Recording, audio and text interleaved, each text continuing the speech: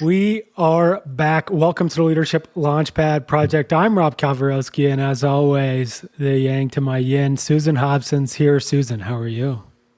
There it is. I thought maybe we were starting a whole new chapter without the yin to the yang. I'm fired up on all cylinders, fully resourced with all that active recovery on the dock this summer. So let's go. Let's get this party started. And as always, we got to start off with a quote. And so I have one here, which we're going to go deeper about, but the University of Florida head coach, Urban Meyer, and he says, "For me, it was all about the fear of losing that one game. Don't screw this up. Don't be a failure." And we're going to go Ouch. deeper into that. There's that scarcity mindset we love, right? It was funny when I was watching that. I was just like, oh yeah, we like almost every client Recognize that thinking. Yeah. has that, and I had that, and it's all there. And so anyways, we're going to get to that. We have a special guest with us.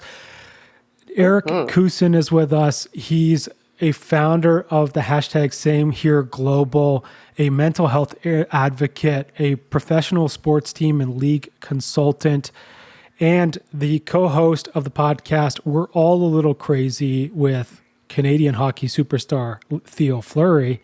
Oh, yeah. Which we're going to have on Another in a few one of weeks. our Eric, faves. how are you?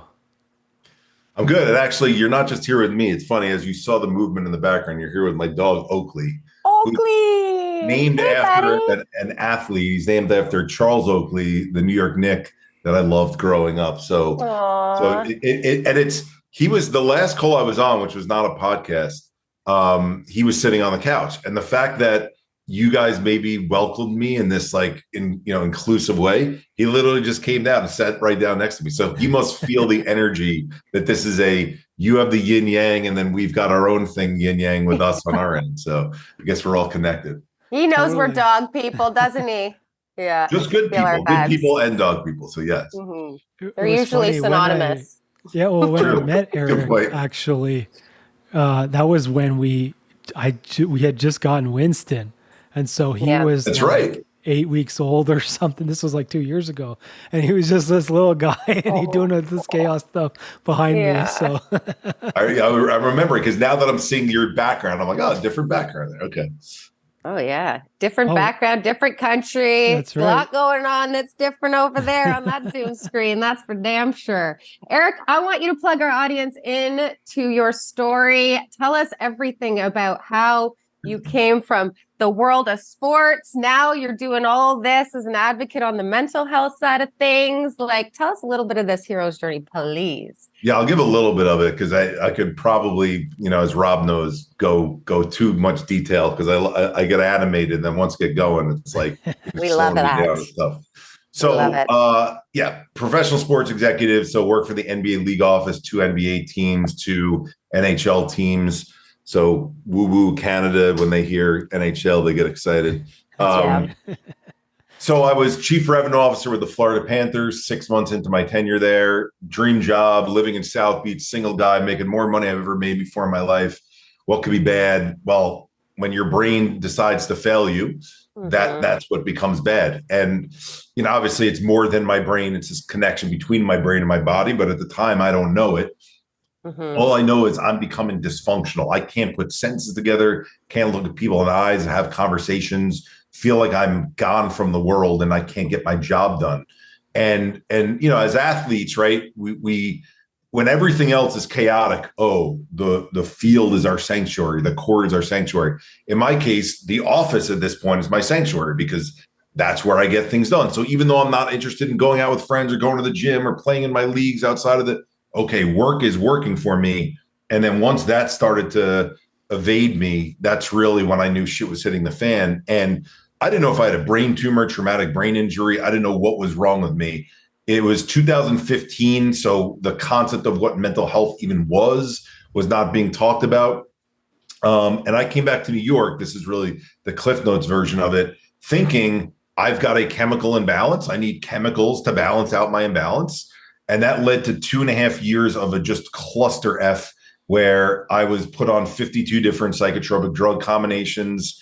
staring at the ceiling, not watching TV, not listening to podcasts, just waiting for each day to end, hoping that the next morning I woke up, these magic pills that they were supposed to be giving me kicked in right at the 4 to 6 week mark, and I would start feeling better. And so, in fairness to that thought process, that's what we're told. I mean, it's a little bit, like people will say, well, in different countries, it's different ways. Specifically in the US, though, the more I've come to know internationally, unfortunately, it's similar, not exactly the same. We are promoted to here by the pharmaceutical companies, and you see a 30-second commercial where a sad face becomes a smiley face, the clouds go away, the sky is blue, and the birds are chirping 15 seconds into that 30-second commercial. Your thought process is, I need to find the right medication that fixes me. Now, think about this for a second. We all grow up and we get strep throat bronchitis, pneumonia, right? So we have a sore throat or a cough or chills or whatever we have. We go to the doctor. The family doctor says, Rob, you just tested positive on the strep test. Great news. We can give you an antibiotic and you'll start feeling better in 2 days and the sore throat will go away. So our model for health is go to the doctor. The doctor gives you a label. The label then has a medicine that fixes that label. And guess what? When you're a little kid, then it's simple things like that. You actually do get fixed in 2 days. So why wouldn't it make sense as an adult when you're not feeling right that you follow that same model? I go to the doctor, tells me what's wrong with my brain, in what type of chemical imbalance I have, and then give me the chemicals to balance it out. Well, that didn't work for 2.5 years, as you probably are well aware of now that I'm even telling a story. Told to do TMS therapy, do 23 sessions of that where they shoot electromagnetic waves in my brain. I wake up the morning of the 24th at 4 a.m. with this repetitive thought in my mind, swallow a bottle of pills, swallow a bottle of pills, swallow a bottle of pills. I can't stop the thought. And I talk openly about this because I have no shame in my game about it, because I don't want to lose anyone on this planet to suicide, and we're losing way too many people. I did not choose that thought. That thought came out of nowhere. It felt like, at least at the time, it was overtaking my brain. It wasn't a conscious decision. I call them now error messages. I was receiving an impulse error message to do something, do something, do something, knowing at the time that my brain didn't want to do that.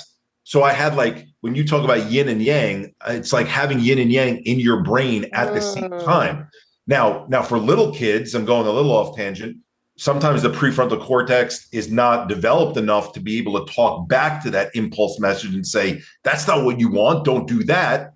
Okay. But in my case, I guess 35, there was, I call it 5% of my brain was still active enough to go, what's going on? Why is that thought there? Yeah, you can't stop yourself. You're sitting on your hands because you don't want to lunge at that, but you got to ask for help. You got to ask for help. So I went inpatient to psych ward. I meet with the attending psychiatrist, Harvard-trained doctor, top doctor, plaques all over walls. Like Susan's got her plaques up there, or her different pictures. Yeah, I know. And she looks at my chart. She says, you tried everything there is. Your last resort is to do ECT, which is, we know, a shock therapy from the movies. Wow. And amazingly, when you're told last resort, you listen to what the doctor tells you, because at that point you're just like, what else is there to do? Oh my gosh, so true. And so I 12 sessions over 5 weeks, getting my brain shocked into seizure, waking up each time dead to the world, no idea where I am. What's your name? What year is it? Who's the president? Can't answer any. Eventually, after an hour, you come to. But I leave the hospital no better than I had the 2.5 years prior, essentially thinking my life is over because this woman told me last resort. Where the story turns, and then the advocacy piece comes into play. I meet a woman who practices integrative psychology. I'd never heard that term integrative before, but sat in her couch. And unlike every other appointment I had been to for mental health before, where the cadence of the questions were, hey, Eric, nice to meet you. What are your symptoms? You list them. Hey, based on your symptoms, here's your diagnosis. Hey, based on your diagnosis, here's how we're going to treat you. She just said, Eric, the couch is your stage, and I'm your one-person audience. And for the next hour, I just want you to tell me the story of your life as you understand it in your brain. Start as young as you can remember and go as long as you want. So what comes out of me during that, that what was an hour, but it took me about 50 minutes of that hour, because she stopped me for the last 10 minutes. You'll hear in a second. But my older brother so I'm in the middle of 3 boys. My older brother, from the time I was 8 years old, broke his femur bone in a sports accident, put into a body cast, homeschooled. Heals from that, diagnosed with ALL, children's form of leukemia. So 5 years of chemo radiation, late 80s, early 90s, not the best prognosis back then. Miracle, goes into remission. Month later, he's in a Jeep Wrangler with his friends, open top, no seatbelt in the back, flies to the back, cracks his head open on the parkway. Heals from that, goes to college, relapse to the same leukemia he had as a child. So now that he's got a relapse and it's 10 years later, they have to give him a stronger dose of the chemo to really knock it out of his system. The chemo is doing a great job on lowering the white blood cell counts, but it's also beating the shit out of the rest of his body. So yes, his hair falls out, but his joints are breaking down. You see, it's difficult for him to walk. He's somehow going to law school and making law review at this point. Okay. But I get a call from my father. We switch places at this point. I'm in college. I got to come back downstate to meet them. 105 fever. They bring him to the hospital. We meet with the neurologist, tells us he's got septic shock from the chemo treatments. Septic shock. He goes into a coma, and they don't know if he's ever going to wake. And if he does wake, if he's ever going to have any brain activity. So that goes on for 3 months. Miracle, he wakes after 3 months, full cognitive faculties about him. But now we find out his kidneys failed from the rigor of the septic shock. So he has to go on dialysis. We all get tested to see who's the closest match. My father donates a kidney to him.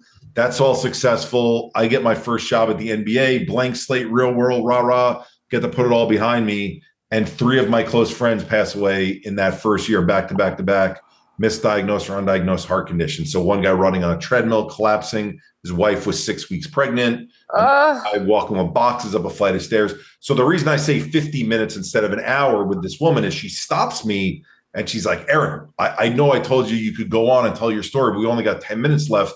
What else happened to you as a child and a young adult that impacted your mental health that I need to know about? And I said, I don't know what the hell you're talking about. I have a chemical imbalance for the last 2.5 years. That's what my mental health story is. I've been waiting for chemicals to balance out my imbalance. If you can give me ones that work, but the other ones didn't, let me know. And she's like, hold on a second. And this is where I started to learn about the connection between the brain and the body, and essentially that our brain is a video camera and our body stores everything that we go through. And, this is before Bessel van der Kolk was mainstream. So she's telling me about the body keeps the score and telling me what to read up on. And she sends me to this, Rob might remember this breathing course where I'm the only man, only one under 40 and only one born in this country. So me and 8 Indian women and 9 yoga mats. And, I am not thinking the funny thing I say when I address people is my 17-year-old football playing self would slap my current self being like, you're doing breathing and singing meditation and sound bowls like to heal. What the hell's wrong with you? But what works is what works. And so what happened with Same Here was realizing that the way that we talk about this topic as a society is literally backwards. Mm-hmm. And this is, I realized this in 2017, it's 2023. The mainstream talk has not changed in 6 years. We see the trends go negatively, and yet the conversation continues in that awful direction. And the organizations that are leading the charge, I won't say their names here, but people know who the largest organizations are in the mental health space. They perpetuate the same conversations. The 3 of them, if you remember, Rob, they all start with the statistic 1 in 5 people are mentally ill.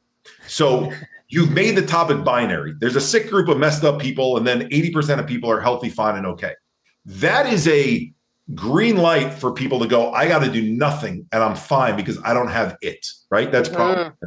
Problem number 2 is all the campaigns for normalization are an action word followed by stigma. So stop the stigma, break the stigma, erase the stigma. I'll use hockey has slapped the stigma now. Yesterday, I was on a call with a Major League Baseball team. They have strike out the stigma now. Football has kicked the stigma.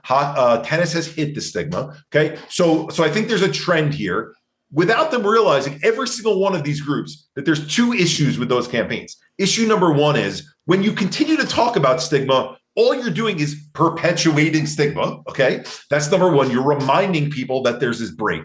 But the bigger issue in my case is when you're telling people to stop something, you're not telling my protein drink or my microphone or my computer to stop stigmatizing. You're telling a group of people. That means this already broken up binary 2 different groups, sick and healthy. It's the sick people and all the people who care about them going, you people over there who are mean, stop being mean to this group of people over here. That doesn't bring us closer together as a society. That rips us further apart. And yet that's every campaign. When May comes around and September suicide prevention and October World Mental Health Day, it's all over. All right, third thing finally, and then I'll land the plane, is the way in which celebrity stories are shared to normalize their, you go through it too. Okay, well, celebrities go through it, so you're not alone.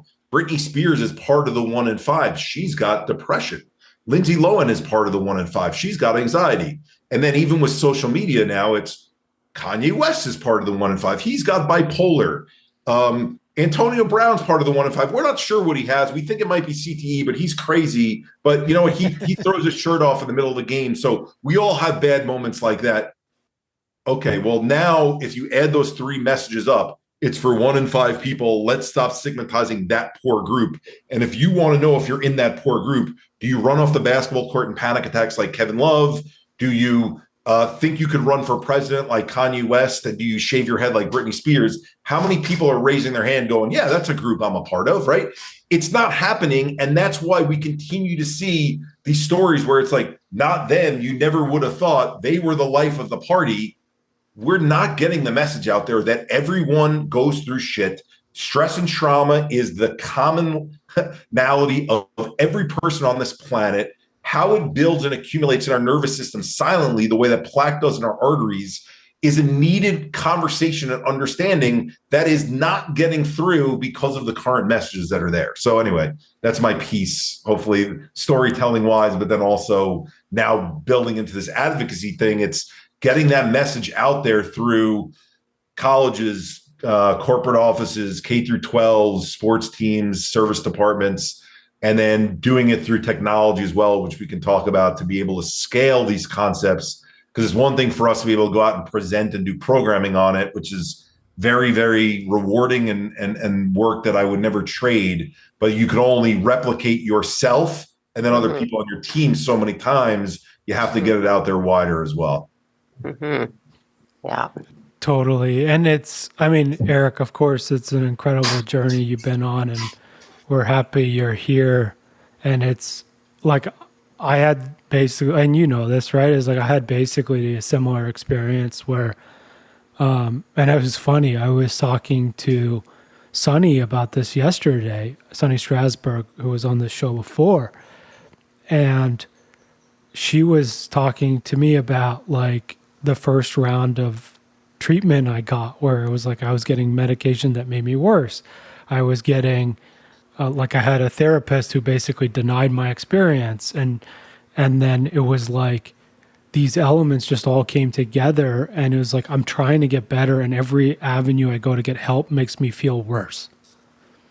And it was like kind of by a stroke of luck that I felt like I had no other option other than I was thinking about ECT actually. And it was Ellis, who was also a former guest on the show. He was like, you should check out ketamine. And it was a stroke of luck that I found my psychiatrist now who does the ketamine, but also does genetic testing for medications. Yeah. So the moment he said to me, I walked into his office, it was literally our first consult. And I was like, dude, I've done like 20 different medication, like 25, whatever. And he's like, well, we have a genetic test now. And I was like, here's my credit card. He was like, we can do it next time you come in. I was like, here's my credit card. Let's do it right now. Right now. Right now.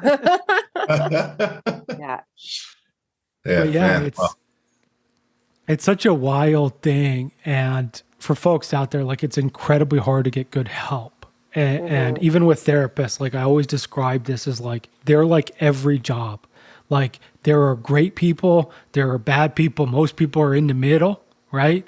But it's like finding the person that resonates with you, and one of those great people has got to be, and this can take time, right? And it's okay to reject the therapist and find a new one. I'll take your analogy and I'll take it a step further, Rob, because I don't mean to be damning the profession of therapy and MDs on the psychiatry side of things, because I don't think this is their fault. So I'm going to share this in the most judicious way possible.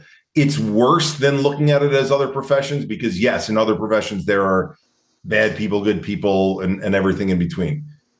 That's true, right? We're human beings. In therapy, there's going to be, great therapists, okay therapists, and therapists that aren't that great. But imagine, what's the analogy I can make? Imagine like we're talking about the job of people being on an assembly line. Okay. So, okay, there are some people who work hard, some people who don't, some people who kind of just, wait for the time clock to run out. But imagine they were taught in their training on the assembly line that you actually like remove pieces from the assembly line and don't allow one piece to go to the next. And instead you put it on a different assembly line. So now all of a sudden, different pieces that are supposed to fit together are not fitting together. Why am I making that analogy? Our MDs are taught in med school, 25% funded by pharmaceutical industry, that the theory of chemical imbalance, and I'm purposely using the term theory, that medication fixes you, right? And then the majority of our talk therapists, okay, are taught that talk therapy, traditional Freudian talk therapy, is what heals someone. And in both of those cases, traditional talk therapy, I've read the research on it, so it's not like I'm pulling this up out of thin air. When you come in, here's another analogy. You're like a car stuck in mud, and you're trying to get your car out of the mud. And the hour that you're in that therapist's office feels therapeutic because you're hitting the gas as hard as you can, going, I want to get out of the mud. Awesome. I get a chance to hit the gas hard to try to get the car going.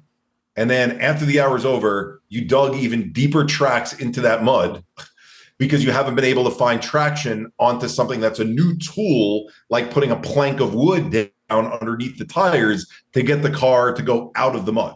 So it felt good in the moment, and I released everything from the week. But you didn't do any trauma releasing at all. You talked about it, and that was it. But you're re-ingraining through talking about it the same things that you've been through. So it's not so the practitioners that I found the most help in, and then we recommend to people when they call, are the folks who are teaching things outside of what is in the traditional model of med management and talk therapy. It's EMDR, it's tapping, it's havening, it's brain spotting, it's TRE, it's accelerated resolution therapy. In your case, Rob, I'll give an example there. When you're talking about how ketamine helped you, ketamine didn't help me. I love ketamine as a possibility, but here's what they did to me with ketamine. They stuck me in a room 6 days in a row and had me trip balls when I've never done any drug before in my life. So I don't even know what a trip is up until this point. Didn't do any therapy along with it at all, and just told me that it would fix me just by doing it. Because your brain releases BDNF, brain-derived neurotropic factor, from getting the ketamine. That's going to reconnect certain neural pathways, and you'll be great. Zero therapy.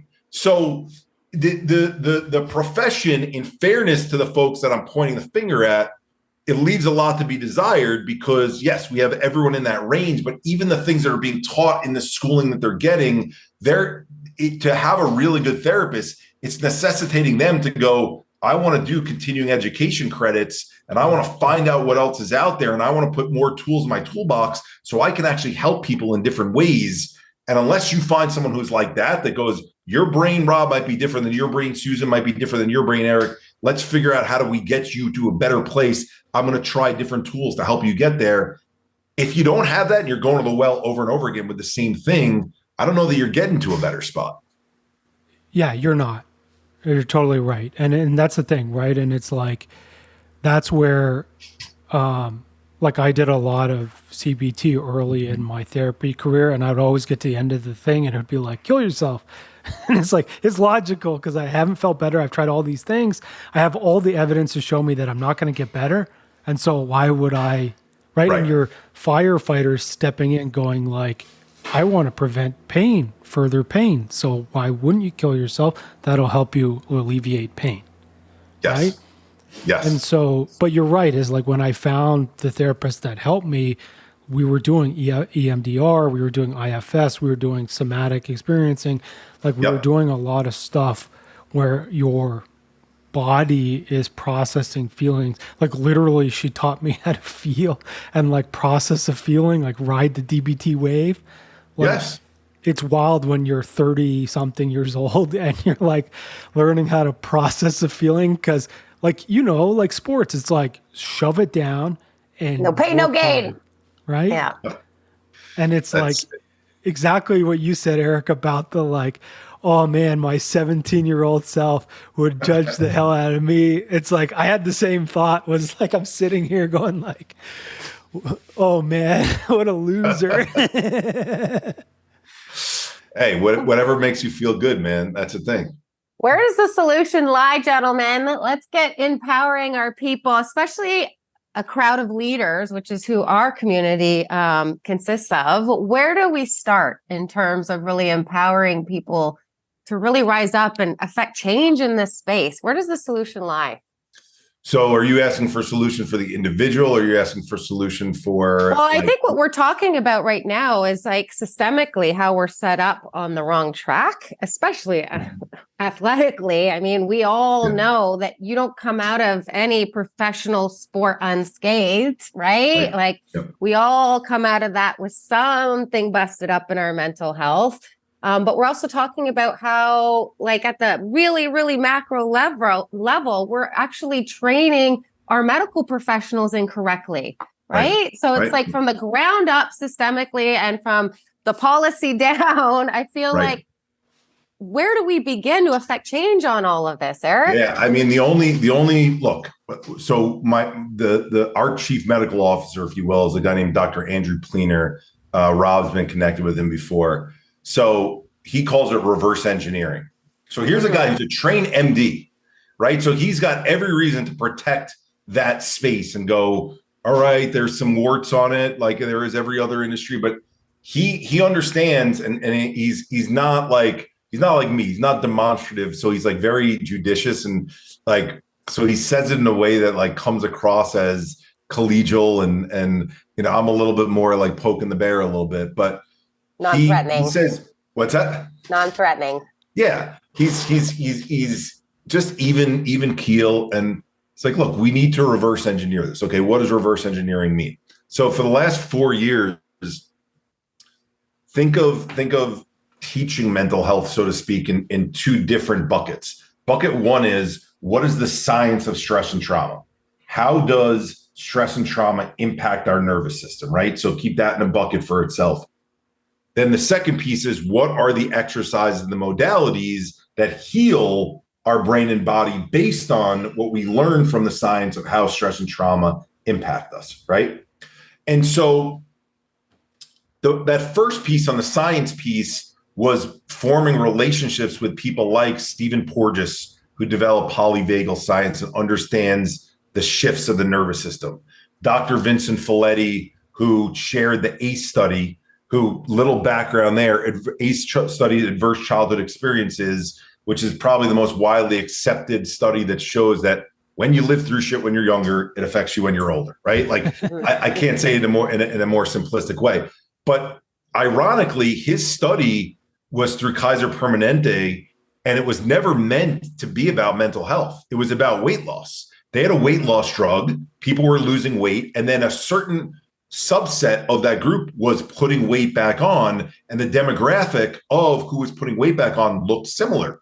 And so they started interviewing and doing questions with that subset, and they realized that the folks who were putting the weight back on had been through, and that's where they came up with these set of 10 questions, these challenging life events as kids. And the predominant thing was they didn't feel worthy enough to be seen as someone who looked good, quote unquote, in shape, lost weight, attractive. And so the way they were hiding themselves was through so it wasn't that the medication wasn't working. The medication, they lost the weight, but then their natural instinct was to go, I got to sabotage this and put the weight back on. Okay. So the starting point is understanding that science. So those two folks, there's a gentleman, Dr. John Rosa, who's an expert in opioid crisis and addiction. And so how also on the science side of things, why do we go towards the dark side of life? Why do we go towards drugs and alcohol, but also behavioral addictions like work and shopping and food, right? So you start with that piece. And then from there, understanding, okay, tapping. What does tapping actually do physiologically, biologically, to help heal what was impacted in that first piece in the science? Okay, well, part of the science is we've got these things called meridians.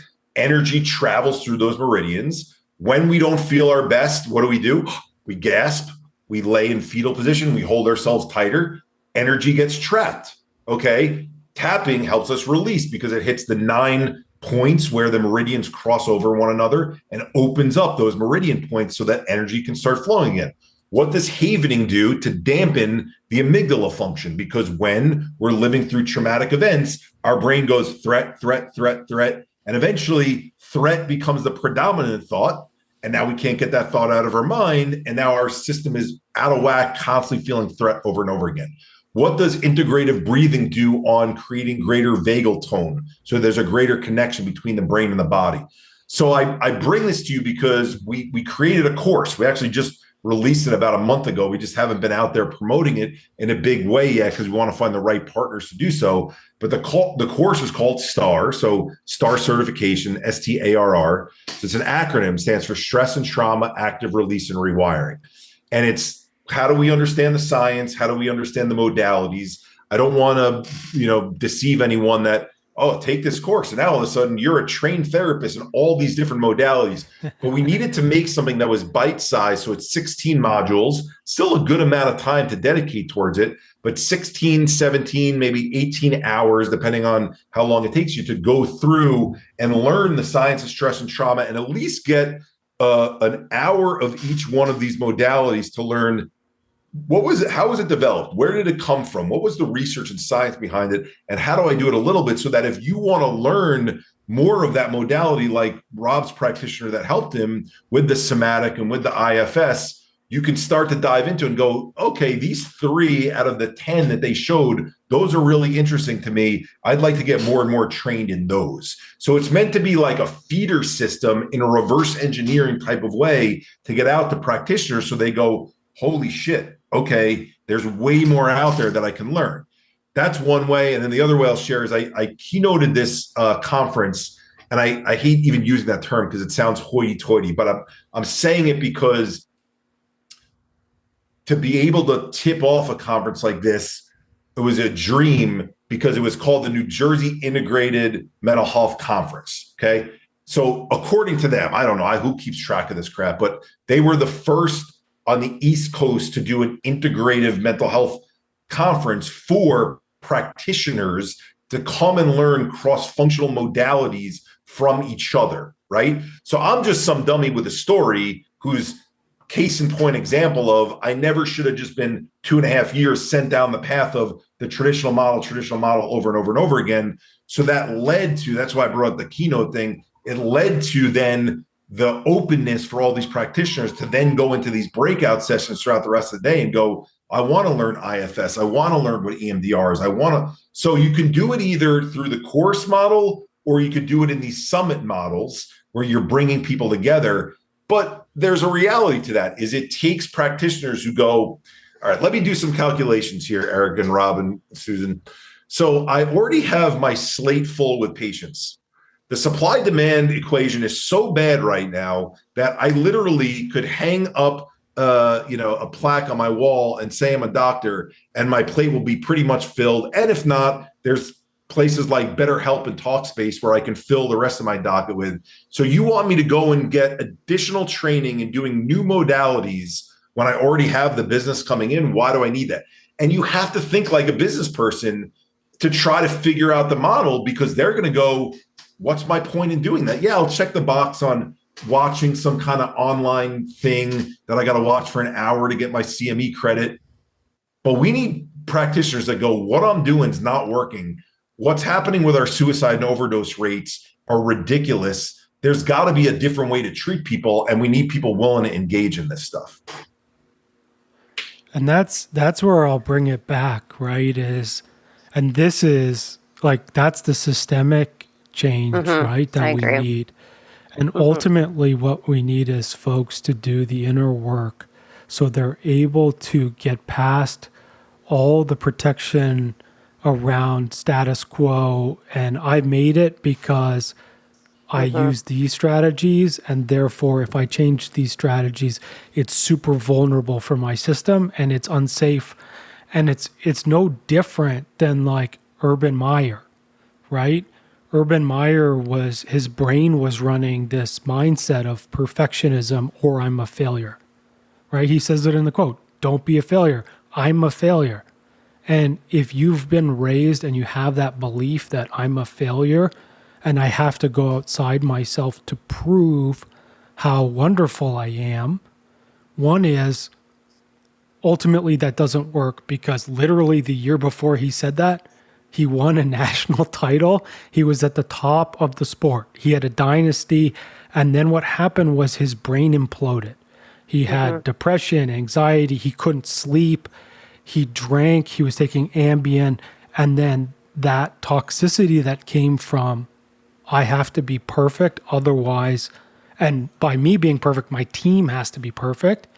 That toxicity rippled into the team. And so if you watch the documentary on Netflix, the folks on the team were saying stuff like, well, I'm not having fun anymore. It went from like a great environment where we were working hard and performing to like, this isn't great.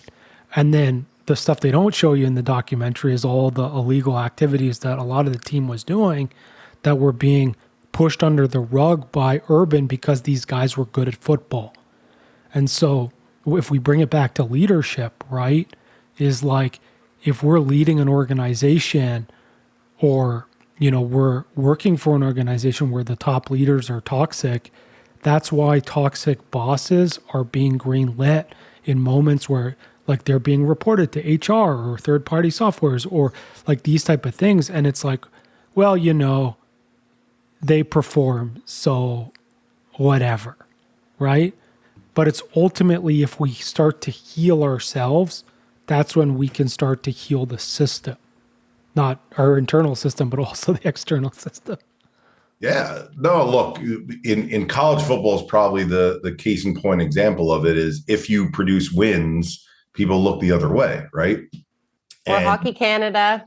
That's another example. Or what was the story? I think it was Harvard's women's team, right? That they had naked Superman dives or Superwoman dives like on the ice. And like, you have no idea what goes on behind those locker room doors. Here, like, to be real, right? Like, it's funny because I was speaking about Olympics and all that stuff. So that there's a woman, Samantha Arsenal, that we do a lot of work with. She was an Olympic gold medalist in swimming. And she was like shocked to hear that I was in a fraternity when I was in college, really? right? She's like, really? she's like, Eric, well, I can't believe you did that. Like, and I didn't know if she was judging me or what. And she doesn't even know that I'm talking about this publicly.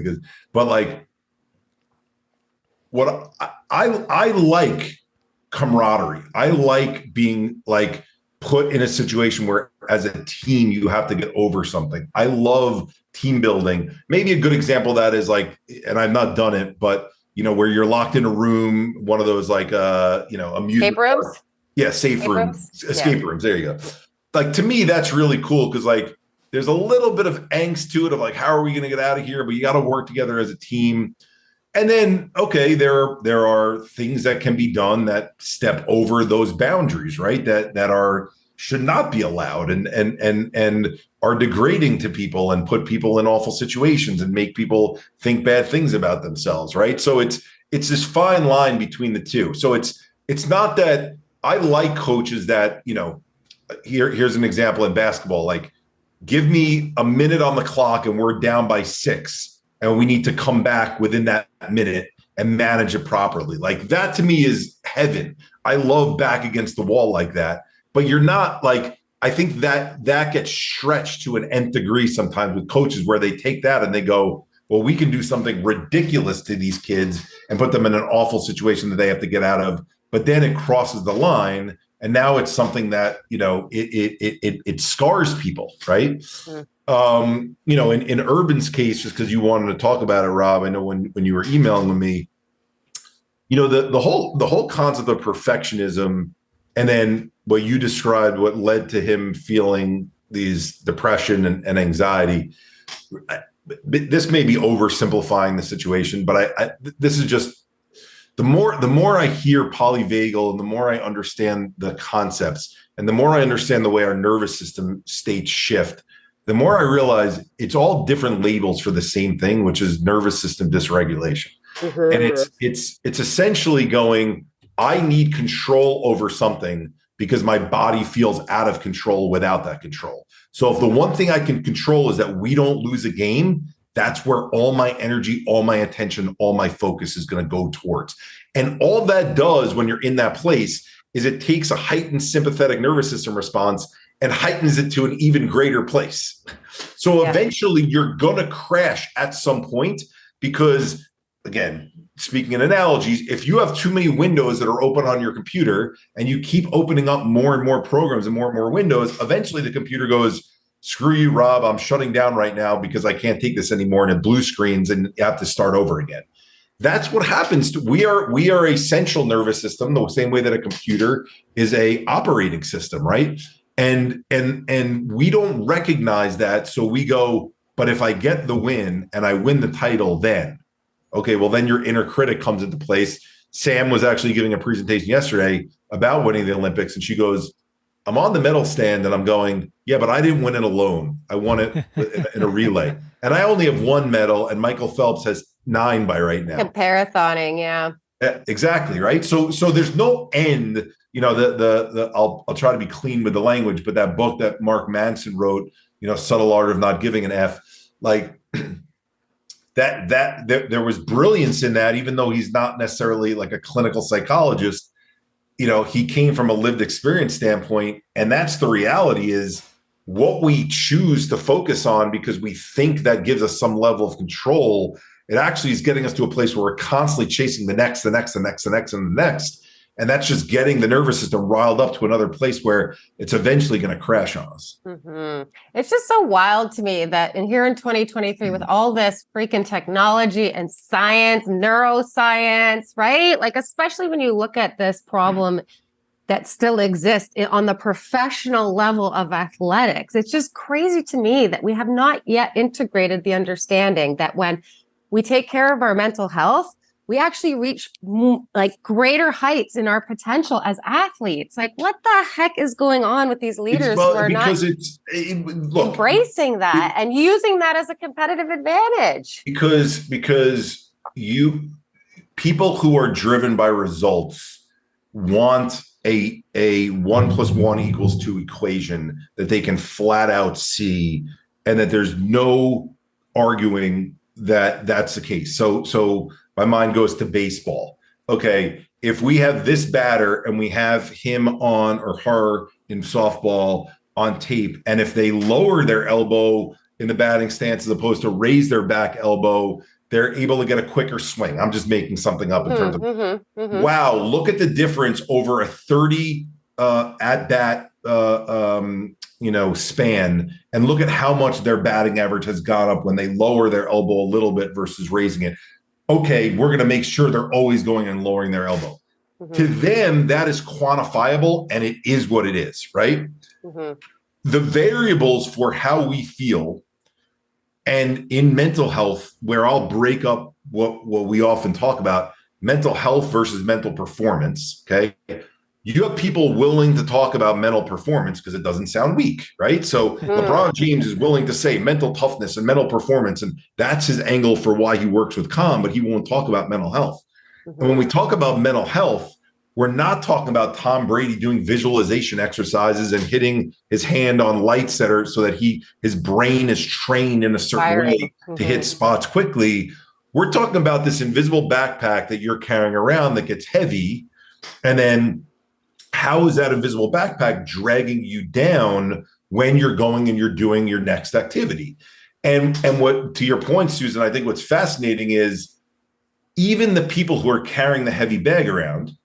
So let's take for an assumption that we are doing nothing to work on taking the bricks or the stuff out of that heavy backpack.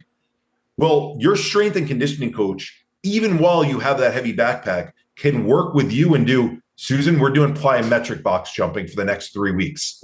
You do them, and then all of a sudden your skate time is that much faster. your performance is still getting better, even though you've got the weight on your back. But what they're not realizing is if they worked with you on helping you take the stuff out of the back, that performance of that jump and then the escaping faster would be that much better. So because they're seeing an increase in performance from the activity that they're working with you on, they don't think there's a need for you. So they're not allowing their players to get to the highest level that they can get to, which is where we want to get is thriving on a more ongoing basis, right? If you had to put that in a player analogy, it's we want to be as Steph Curry in the moment, feeling in the zone as possible. And even Steph will tell you, how often does that happen? Maybe 15 minutes of a game for him out of the whole game, okay? Which is more than most NBA players, don't get me wrong, but it's still only 15 minutes. That flow state and being in that zone is what we should all be striving for, not in a perfectionist way, but in a how do I get more of that?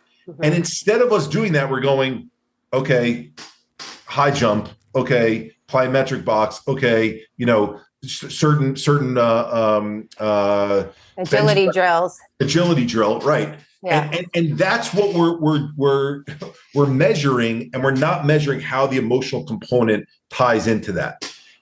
Whether that will ever accurately be measured in such a way where, like, do you have an athlete that is doing EMDR? Let's use, Rob's example, along with doing the plyometric box jumping, where they isolate that we started the EMDR at this point while we were teaching the other agility skill, and we saw an increase in improvement of this much more by doing these things together. That's what it takes. And I still think, unfortunately, the old school way of thinking would be, okay, that stuff helped a little bit, but the main thing was we did the box jumping, so that's why they're so much better, right? It all comes down to the same problem. We're so fixated on controlling that outcome still, right? It really is. Yes. But intuitively, like, if you've worked in high performance groups your whole lives, like both of you. If I'll use a basketball because that's my safe space. Like, if I know that a guy is going to be on the baseline only a quarter distance with the back of their feet from the baseline, waiting for a pass from me as I drive into the lane, great. I know their tendency that they're always going to be in that spot, so I know where they're going to be. But if I know that they, lost a parent last year, and I know they're having a fight with their girlfriend, my connection to that person and my language that I speak to them on the court is so much better than just knowing their positioning on the court at the same time. And I think that's the big piece that teams are missing and that leaders are missing, is that there's an unspoken language between you that exists that needs to get shared, that we're so much missing out on because we're like, it's all about X's and O's. It's all about knowing the game plan. It's all about knowing the film. Yeah, I love that. That's the other side, right? Is like, and we've all experienced this too, right? Is like when you come into the locker room and like everyone's happy and like you just feel that lightness. And it's like that when you take that and go out and play a game, that's so much different than like you're all just sort of disruptive because you have a bad coach who's yelling at you all the time. And it's like, it just feels heavy, right? And in business, we started to quantify this. Like, I think it's like 17% productivity is for happiness. It's probably more than that, but like, it's obviously it's incredibly difficult to do like a controlled study, like what Eric was saying. Yeah. And then totally. also, what would happen actually is when you start the EMDR, the performance would dip. Right. At first. And so folks would be like, oh, this is bad. Don't forget that. Yeah, exactly. And stop before the short get the upswing. Term. But yeah, like ultimately, right. And this is sort of where folks need to kind of land, right? Is like, as you heal trauma, you are in a state more often of, they call it ventral vagal, but it's like where you feel calm. And you feel peace. And that's when you can get, like, obviously flow is asking you to reach an optimal amount of stress. But if you're always maxed out because you're like Urban Meyer and you're like, I have to be perfect, otherwise I'm not good enough. Or for me, I had a panic attack for like a year and a half. And it was like, if I don't make enough money, I'm not accepted. If I don't show up in this way, I'm not accepted. Who am I? Right? You cannot get to flow because you're already over, your level of stress is past flow state. Hyper arousal. Mm-hmm. And so you're in sympathetic. I don't know if this is helpful, like to picture this, but the flow state that you're talking about, which Porges would call ventral vagal, think of sitting on a seesaw where your sympathetic nervous system response and your parasympathetic nervous response are in balance with each other. They're weight at the same amount. And so your parasympathetic is kicking in mostly. And when you say the right amount of stress, meaning that we're all going to have events that we have to have the stress response kick in. So for people who are trying to understand that relationship, one goes up, the other goes down, one goes up, the other goes down. They're meant to work in opposite forces with each other. You're living in parasympathetic, you're in the moment. Okay, stress response kicks in. So parasympathetic goes down, sympathetic goes up. What Urban Meyer was living in is the sympathetic response is way high. So the parasympathetic goes down. And you're in Urban's case, he was probably living, I mean, the term that polyvagal uses is sympathetic, which is simplistic, right? And then eventually getting towards this phase instead of ventral vagal called dorsal vagal. That's it. When I described the 2.5 years that I laid into bed like that, I was essentially locked in that dorsal vagal response. Now, here's a funny thing that you guys will find interesting is when I first told one of the doctors that we work with, Dr. Rosa, about the 2.5 years, every person I had spoken to before that was like, because people are empathetic or they want to relate, they're like, I'm so sorry you went through that. That must have been so difficult. And his first answer, I wanted to punch him through the phone at first, but it was brilliant. He goes, what a beautiful thing that your nervous system did for you, right? Oh, of course. And I was like, yeah, right. what am I talking about? What the hell? Yeah. I was like, that was miserable. He's like, Eric, he's like, if your nervous system didn't do that for you, you would have burnt out to the point where you wouldn't have your brain to come back to. Like fried the motherboard of your brain. So your system needed to shut down and take you reboot. off. Yeah, exactly. Wow, that's the best reframe ever. Isn't that interesting?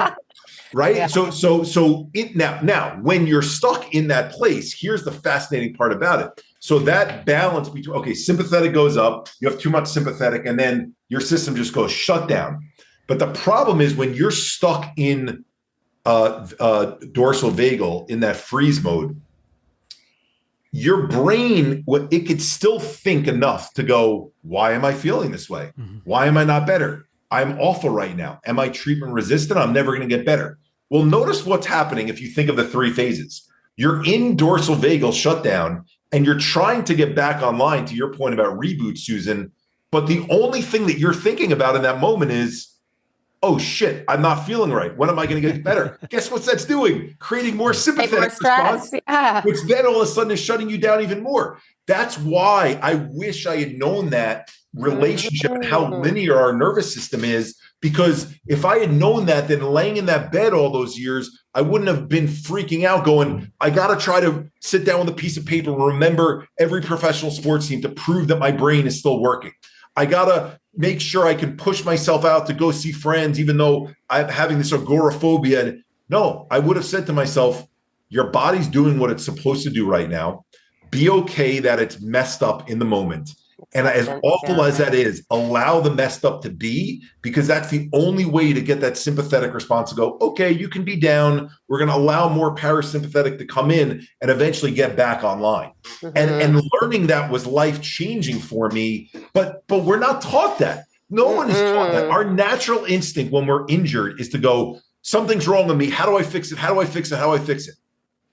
If Urban's whole instinct is, how do I win? How do I win? How do I win? How do I make sure we have a perfect record? Then when you're feeling like shit, the only thing you think that's going to make you feel better is winning even more. Yeah.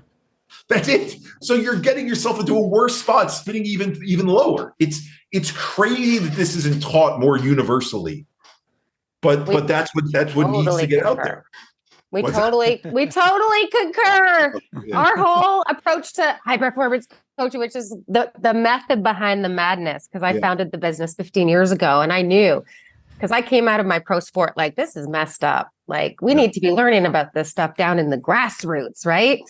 But calling it high performance coaching was my way of disguising this whole approach to like helping high achievers rehabilitate their mental health, right? Because I knew we were all coming up out of trauma. We were all busted up in our maladaptive strategies, right? Yeah. But I knew I had to disguise it because anything else would be considered weak, right? Exactly. And so, but I do think that it's why we take such and this is very, cutting edge in our industry, I feel like, right, Rob, in terms of how we selected approaching this from a mindset perspective, but it's also really teaching high achievers this whole methodology of how we can actually approach meeting our human being needs as a performance driving strategy, right? And a lot of that is around, in our process, state management.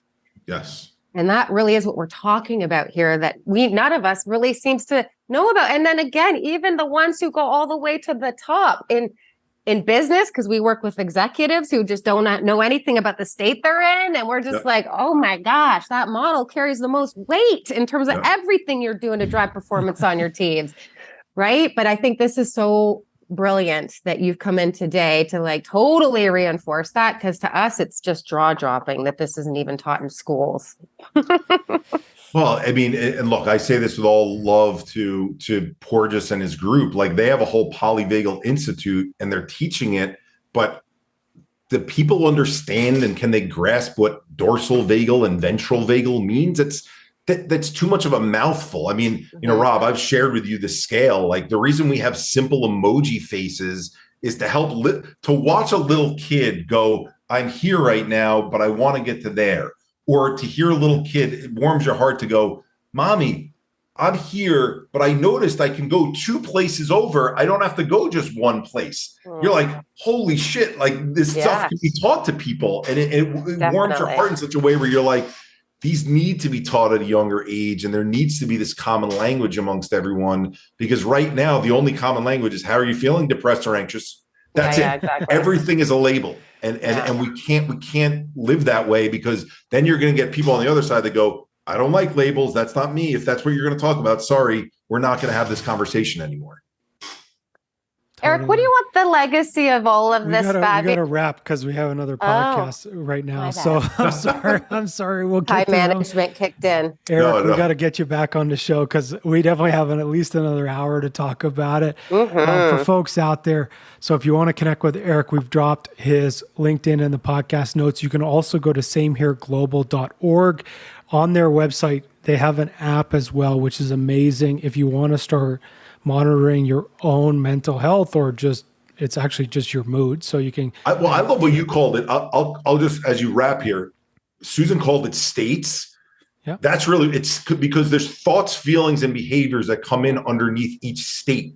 So the 6 places. I mean, we've had to get like very technical with the language. What mind state are you in? And then you could just realize what mind state you're in based on your thoughts, feelings, and behaviors. So just wanted to clarify that. It helps people understand the movement and the shifts. Totally. And the app's awesome. Eric has given me a demo of it. It's awesome. So definitely you can check that out. Same Here Global. And then if you want to listen to Eric's podcast, We're All a Little Crazy, obviously it's available wherever you're listening to this one. Sure are. Head on over, hit subscribe there. For us, head on over to elitehighperformance.com for all of your one-on-one coaching, leadership programs, and more, and hit subscribe to Leadership Launchpad Project on your favorite podcast platform. Susan, is there anything you want to leave folks with today? I'm just going to say thank you, Eric, for coming in and helping us make this case. We're so freaking aligned on this mission to change the way this game's being played forever. Through all this approach to state management, because I feel like that's the connection point here in this interview. I just want to say thank you for helping us reinforce that case for our leaders, because I think this is really going to go far for them. Likewise. Thank you guys for having me. Yeah. And for me, I just want to say to folks out there, right, is like, I must have said, I need a win to my therapist and to Susan at least 100, if not 200 times. Because I thought it would make me feel better. And Eric talked about, folks that have won. I had an Olympic gold medalist I talked to. I asked her, how long does it last? And it was the same thing that I had experienced in these big wins that I've had, where it was like, you're standing on the podium going, what's next? Why do I not feel this level? And this is the same in business, right? Is like when I was talking about I need a win, it was like I need someone to buy something from me. I need someone to walk in the door, like these types of things. And if you're feeling that kind of like tightening and that anxiousness about I need a win, I need something to come through the door, I need my team to be perfect, I need to, whatever that is, it all starts here and in the body. And so really coming together and doing that work is going to take you to the next level. So, Eric, thank you so much for joining us. We'll get you back on because this was amazing. For sure. Everyone, thank you so much for listening, and we'll see you all next week. Bye, everyone.